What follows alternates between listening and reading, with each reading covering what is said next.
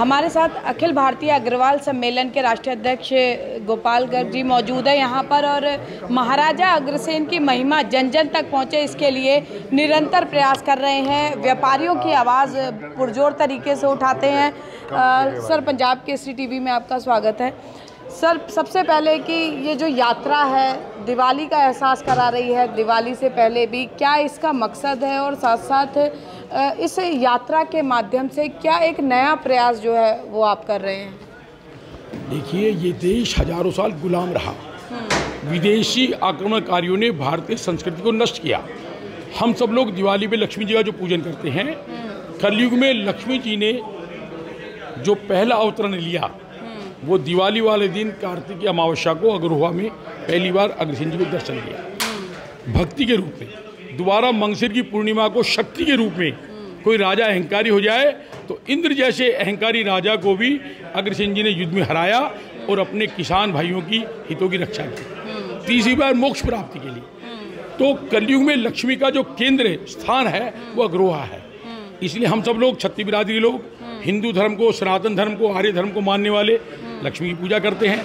इसलिए सबको ये जानकारी देने के लिए कि लक्ष्मी का केंद्र अग्रहोवा है, हम सबको अग्रहोवा को पुनः तीर्थ स्थल के रूप में इसको बसाना चाहिए। सर, एशिया का सबसे बड़ा ग्रामीण क्षेत्र के अगर मेडिकल कॉलेज की बात करें अग्रहोवा में है, लेकिन वहाँ तक पहुँचने के लिए बहुत कठिनाई आती है। तो इसके लिए हाल ही में रेल राज्य मंत्री से आपने मुलाकात की, तो कुछ किसी तरह का क्या आश्वासन मिला? और विधायक नरेंद्र गुप्ता जी भी मौजूद थे, तो आपने मंच के माध्यम से उनसे भी अपील की है कि वो हरियाणा सरकार तक ये बात पहुँचाएँ। मैडम, अग्रहोवा मेडिकल कॉलेज 1987 में बना, 279 एकड़ में ज़मीन में बना। लगभग आज वहाँ 2500 OPD होती है। इंडोर पेशेंट लगभग 500-600 रहते हैं। हर चीज़ का वहाँ इलाज होता है। गरीब आदमी हरियाणा का, पंजाब का, राजस्थान का, पूरे देश का वहाँ फ्री में इलाज कराता है। गरीब आदमी मेदांता में, अपोलो में, फोर्टिस में या बड़े बड़े हॉस्पिटल में इलाज नहीं करा सकता। तो हमारा निवेदन है कि गरीबों की हितों की रक्षा के लिए भी अग्रहोवा को रेल से जोड़ा जाए। हम सबकी धार्मिक भावना का सम्मान करते हुए भी अग्रहोवा को रेल से जोड़ा जाए। अग्रहोवा बहुत बड़ा पर्यटन का केंद्र बनने जा रहा है, इसलिए देश में पर्यटन को बढ़ावा देने के लिए भी अग्रहोवा को रेल से जोड़ा जाए। अग्रहोवा किसानों के हितों के लिए भी, क्योंकि वो कपास की बहुत बड़ी मंडी है अग्रहोवा, फतेहाबाद, वहाँ तक रेल नहीं है, इसलिए किसानों के हितों के लिए भी अग्रहोवा को रेल से जोड़ा जाए। वो जो पिछड़ा क्षेत्र है, अगर वहाँ रेल से जुड़ेगी तो पूरे देश से हजारों की संख्या में यात्री रोज आएंगे। रेल डिपार्टमेंट को आर्थिक इनकम होगी और हमारी भावना का सम्मान होगा। रेल राज्य मंत्री ने पूरा विश्वास दिलाया है कि मैं इस मामले में पूरा सहयोग करूँगा और आदरणीय प्रधानमंत्री जी से मिलकर और महकमे से पूरी फाइल तैयार कराकर बहुत जल्दी ही अग्रहोवा को रेल लाइन से जोड़ने का प्रयास करेंगे। गोपाल जी, व्यापारियों की व्यथा बड़े पुरजोर तरीके से आप निभाते हैं और एक मांग भी आप लगातार करते आ रहे हैं।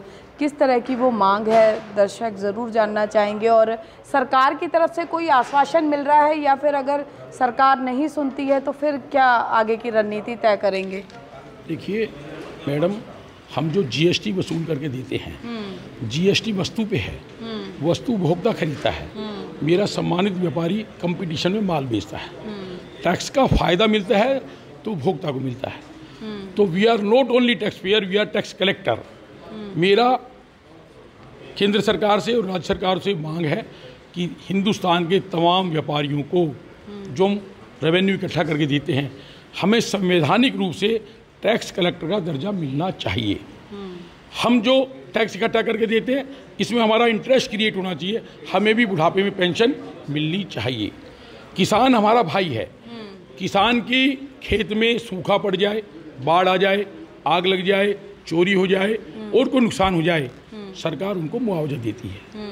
तो मेरे सम्मानित व्यापारी की दुकान में भी अगर बिजली के शॉर्ट सर्किट से आग लग जाए, चोरी हो जाए, डकैती हो जाए, दंगे में दुकान लुट जाए, बाढ़ का पानी घुस जाए या और कोई नुकसान हो जाए, तो उन सम्मानित व्यापारी को, वो भी इस देश के नागरिक है, उनको भी सरकारी तौर पर मुआवजा मिलना चाहिए।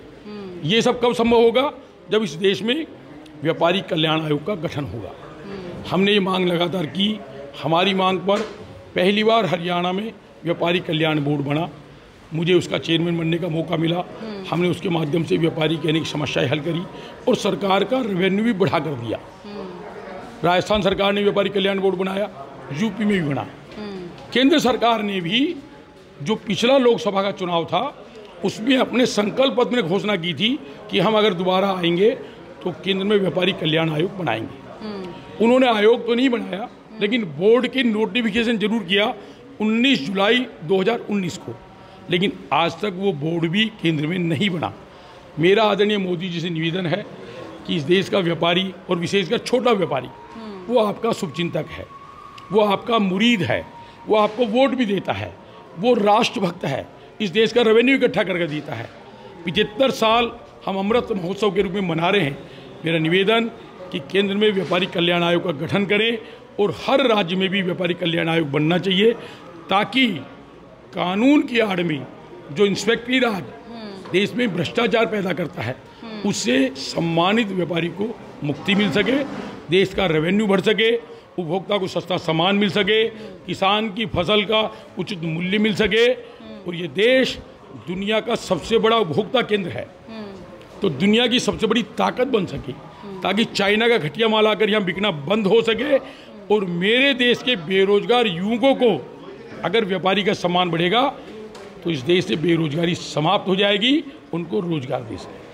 तो देखिए, गोपाल शरण जी हमारे साथ मौजूद थे और अग्रवाल समाज, अग्रसेन समाज, महाराजा अग्रसेन जो है सर्व समाज की बात करते थे और व्यापारी जो कि सर्व समाज का हिस्सा होता है वो आगे आकर जो है काम करता है सरकार के लिए, राजस्व बढ़ाने में उसकी अहम भूमिका होती है। तो व्यापारियों की टीस को सरकार समझे और व्यापारियों की पीड़ा को समझते हुए उन्हें राहत दे, ऐसा गोपाल शरण जी लगातार मांग कर रहे हैं और इसी उम्मीद के साथ जो है इस यात्रा को अनवरत जारी रखे हुआ है कि जिस तरह से माँ लक्ष्मी की कृपा जो है सभी पर रहती है, उसी तरह से न केवल अग्रवाल समाज, बाकी जो अन्य समाज के लोग हैं उन पर भी ये कृपा जो है अनवरत जारी रहे, बल्कि जो व्यापारी हैं उन पर भी महाराजा अग्रसेन और महालक्ष्मी की कृपा बनी रहे और कहीं ना कहीं जिस टीस से कोरोना काल में व्यापारी गुजर रहा है उस टीस से राहत पाने के लिए जो सरकार से वो लगातार मांग कर रहे हैं, उस मांग को कहीं ना कहीं सिरे चढ़ाया जा सके। फरीदाबाद से पूजा शर्मा,